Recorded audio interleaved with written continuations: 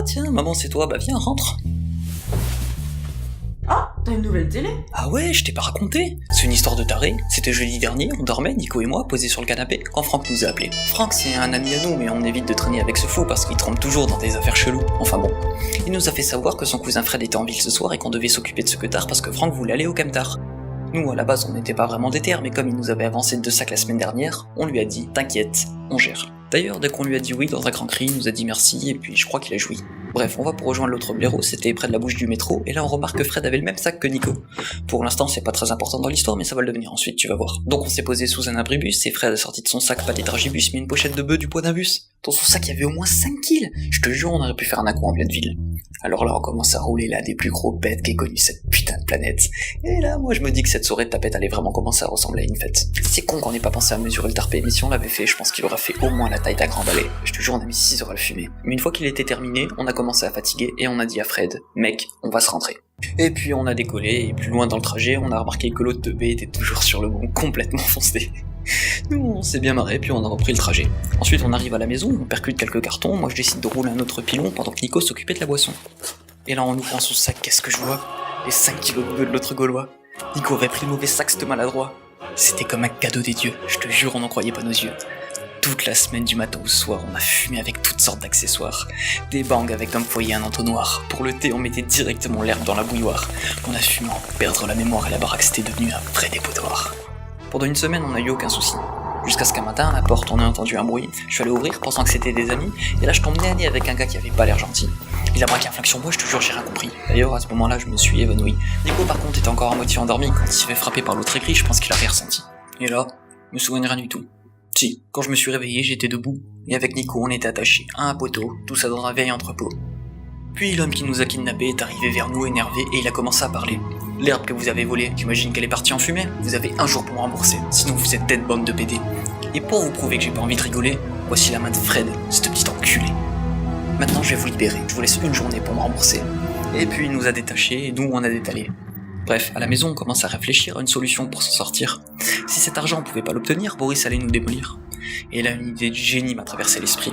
Je me suis souvenu d'une histoire que Franck m'avait dit. Il y a quelques mois, il avait acheté un flingue à un gars plutôt gentil. Peut-être que si nous, on y allait aussi, on pourrait avoir un flingue pour se défendre contre Boris et Polly. Et là, Nico a dit « Mais c'est notre seul espoir !» Alors on a appelé Franck pour savoir s'il y avait possibilité de se voir, et là il nous a dit « Non, je dois faire quelque chose ce soir. » Mais il nous a quand même donné l'adresse du vendeur. On l'a écrite sur un papier en forme de cœur et on est parti dans l'heure pour acheter une arme et des chargeurs. Puis on arrivait dans le jardin du vendeur, on était tout de suite en confiance, il y avait plein de fleurs, le jardin était rempli de couleurs. On s'est dit qu'on allait sûrement pas tomber sur un tueur. Quand je dis on, je parle de Nico ou Alex, mon compositeur. Alors confiant, on a toqué, on s'est présenté comme des acheteurs, puis le gars a ouvert, et là, l'horreur. C'était Boris, notre agresseur. Là, on a vraiment eu peur. Franck Sadereur avait acheté son arme à notre kidnappeur. Enfin, acheté, c'est ce qu'on croyait. Parce que plus tard, on a appris la vérité. Il avait surtout volé le pistolet à l'autre détraqué, il lui a jamais payé. C'est pour ça que l'autre jour, il s'était fait courser. Tu comprends maintenant pourquoi on évite de traîner avec ce teubé. À chaque fois, ce gars-là peut pas s'empêcher de chier sur le parquet, c'est toujours aux autres de nettoyer. Bref, pour la deuxième fois de la journée, on a détalé. Bizarrement, Boris a même pas essayé de nous rattraper. Alors une fois en voiture, on a soufflé, pensant être en sécurité. Mais là non plus, c'était pas la vérité. Parce qu'au virage, quand on a tourné, sur qui on est tombé? Boris, il nous attendait avec un pistolet. Moi, paniqué, j'ai sorti mes mains et lui ai volé le pistolet avec lequel il voulait nous tuer. On pouvait enfin se défendre si Polly nous attaquait. Et puis on est rentré. Le trajet s'est plutôt bien passé. Faut dire qu'avec nous, on avait le pistolet. Donc à ce moment-là, on se croyait vraiment en sécurité. Sauf que là encore, l'idée était erronée. Parce qu'une fois arrivé en haut des escaliers, on a remarqué un truc suspect. La porte était ouverte et la serrure cassée. On s'est dit que c'était Boris qui devait être dedans. Après tout, vu ce qu'on venait de faire, il devait pas être vraiment content. Alors nous, on est rentré prudent. On voulait pas se frotter à l'autre géant. Faut dire que ce gars-là est vraiment effrayant. Et l'idée de finir au fond d'un étang, c'est pas ce qu'il y a de plus attrayant. Enfin bon. Au bout de quelques instants, on remarque que dans l'appartement, c'était le néant. Il y avait personne, complètement vide. Et avec la pression, Nico s'est lui a retourné le bide et le pauvre avec ses hémorroïdes, ses intestins fonctionnent plus vite qu'un bolide. Et ce qui en sort qu'on max, c'est que du liquide, sauf qu'en arrivant aux toilettes, il a vu un truc vraiment sordide. Le cadavre de Fred était découpé et tassé dans nos WC. C'est Boris qui avait dû le poser là quand il nous a kidnappés, tout ça pour nous faire flipper. Je te cache pas qu'en voyant ça, nous, on a gerbé, puis on a eu une idée. On peut pas le laisser là. Faut qu'on aille enterrer ce gars.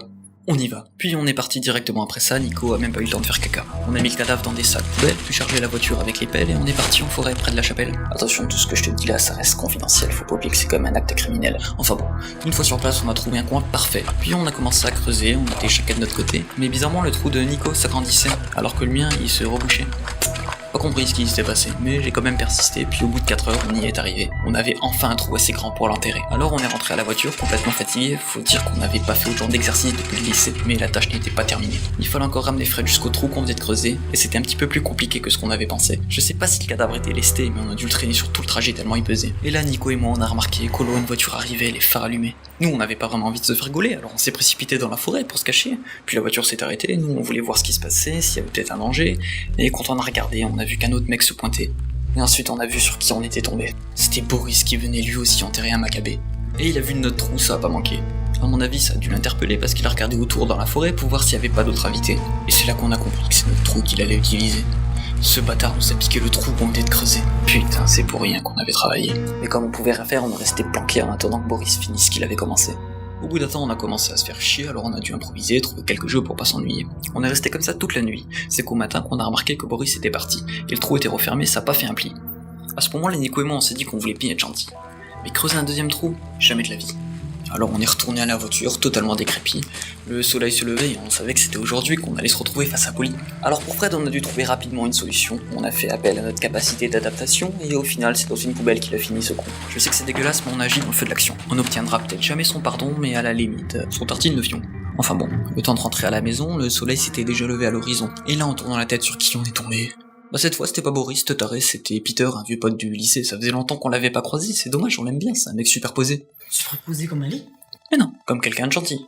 Enfin bon, nous on venait de creuser toute la nuit, à ce moment-là on était complètement anéantis. Tout ce qu'on voulait c'était se poser un petit peu sur le lit, peut-être même jouer avec nos zizi, histoire d'être détendus avant d'aller confronter nos ennemis. Mais on pensait pas que ça allait être si tôt, ils étaient déjà tous les deux là prêts à nous envoyer à l'hosto. Pour moi c'était pas vraiment une surprise, puisque j'avais écrit le scénario et c'est moi qui ai réalisé cette vidéo. Enfin bon, ça c'était un petit caméo, on va reprendre le topo. On a voulu prendre le flingue qu'on avait volé, mais aucun de nous ne l'avait. La veille en allant démouler, Nicolas l'avait oublié sur le buffet. Alors on s'est posé, comme Polly nous l'avait demandé, et on l'a écouté parler. Donc voilà, Polly c'est moi. Je vous présente à ma gauche mon bras droit, vous le connaissez déjà je crois. On va établir une loi. Ici y a personne qui me tutoie. Il me semble que vous avez un truc à moi.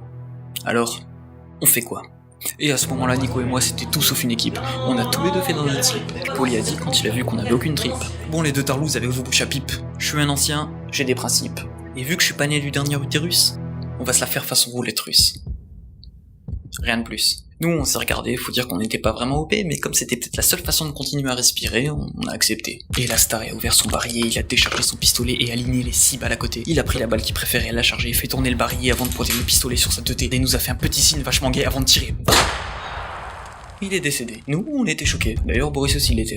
Polly appartenait maintenant au passé. Sur le moment, on avait un petit peu envie de s'extasier, mais c'est vite retombé parce que Boris était encore là et on pensait qu'il allait se venger. Mais non, on s'était trompé, il a couru faire les poches du macabé, a pris du portefeuille une carte de retrait avant de nous le balancer sur le nez, puis il nous a expliqué: bon les gars, moi je suis en fin de droit, pas question d'aller pointer au RSA. Vous avez un cadavre sur les bras, moi je m'engage à vous débarrasser de ça. Je vais aller le vendre à l'autre mafia. Je vous dénonce pas, vous me dénoncez pas. Vous me dénoncez pas, moi je vous défonce pas. Là, on n'a pas pu s'empêcher de rigoler. Tous nos problèmes étaient terminés. Polly décédée, nos dettes étaient effacées. Et Boris était prêt à oublier ce qui s'était passé. Et pendant qu'il était occupé, on a ouvert le porte-monnaie et il était rempli de billets. La première chose qu'on a pensé, c'est d'aller racheter une nouvelle télé. Parce que je t'ai pas expliqué, mais quand Polly s'est suicidé, la balle a ricoché au-dessus de l'évier puis sur la porte d'entrée avant d'aller se loger dans la télé. Donc nous, on s'est tiré pour aller au supermarché pendant que Boris aussi s'en allait avec le cadavre de Polly déguisé. Et voilà comment j'ai eu ma télé.